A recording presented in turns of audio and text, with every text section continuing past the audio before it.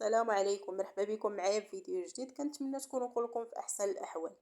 اليوم ان شاء الله في هذا الفيديو غادي نشارك معكم طريقه تحضير الحريره بدون دقيق، اللي كتجي تبارك الله رائعه بزاف وكتعطينا نفس النتيجه اللي كتعطينا الحريره اللي كنديروا فيها الدقيق. كتجي تبارك الله حميمره وخاتره ولذيذه، والاهم من هذا الشيء كامل صحيه ما فيهاش الدقيق نهائيا.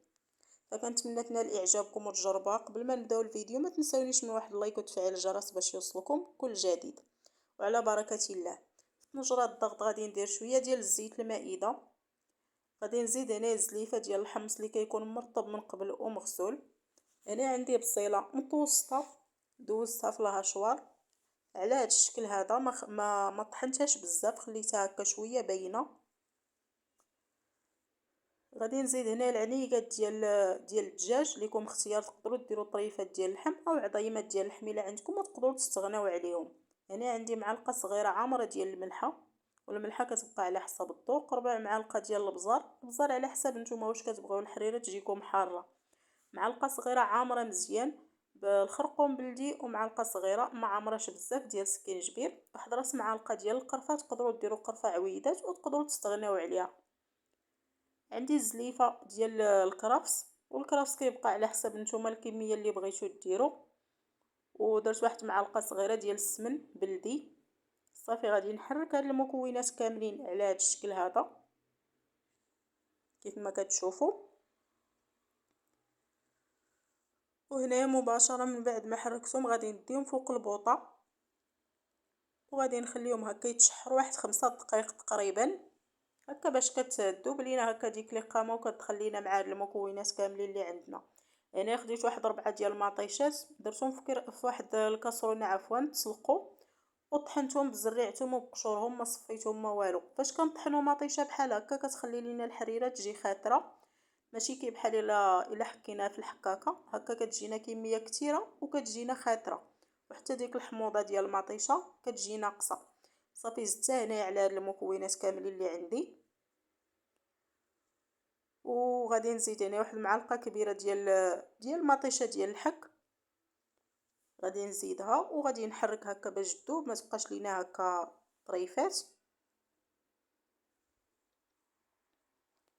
نحركوها مزيان صافي. وهنا مباشره انا غادي نزيد الماء كان عندي طيب، درت واحد مقيريج ديال الماء كيطيب من قبل. غادي ندير الكميه اللي غتكفيني ديال الماء، غندير تقريبا نص ديال هاد الكويميله هاديه وطنجره الضغط. والكميه ديال الماء كيبقى على حساب شحال المكونات نتوما درتو. غندير الكميه اللي غتكفيني.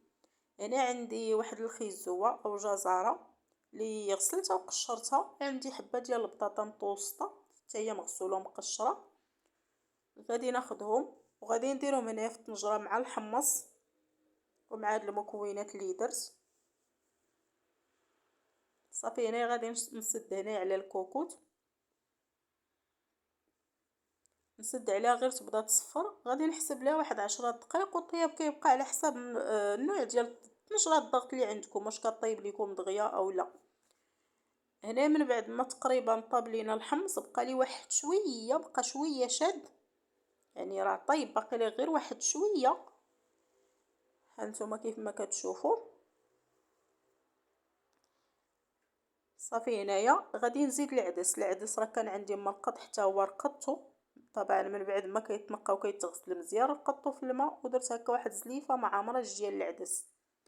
صافي غادي نعاود نسد على الطنجره هذه غير تبدا تصفر، غادي نحسب لها 5 دقائق بالضبط، لان العدس دغيا كيطيب فاش كيكون عندنا مرقد باش يبقى هكا باين وما يتحلش. وهنا من بعد ما طاب العدس طفيت على الطنجره، هانتوما تبارك الله كيبقى هكا باين، ما كنخليش حتى كيطيب بزاف حتى يتحل. حسبت ليه تقريبا 5 دقائق بالضبط. هانتوما صافي. وهنا مباشره غادي نحيد هاد الخيزوه هادي والبطاطا من بعد ما خليتهم حتى طابوا مزيان، خصهم ضروري يكونوا طيبين مزيان.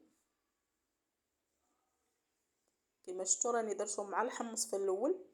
انا خديتهم زدت عليهم واحد الكويس ديال الماء بارد باش ما يتهرش ليا هكا الخلاط، لان عندي ديال البلاستيك، وطحنتهم مزيان في الخلاط الكهربائي، خصهم يجيو مطحونين مزيان. يعني عندي الشعريه ديال السفه الخاصه بالسفه هذا الرقيقه هذه، تقدروا ديروا الشعريه الاخرى اللي كنطيبوا بالحليبه واللي كنديروها مع مطيشه.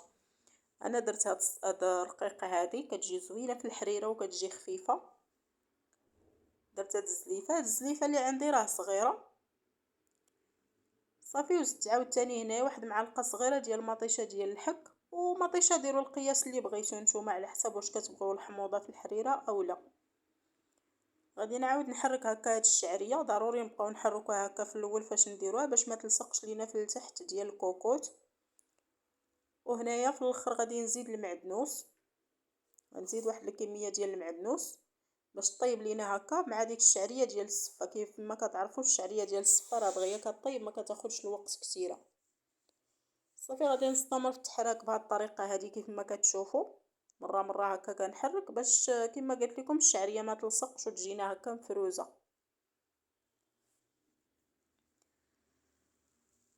مره مره هكا نحركها.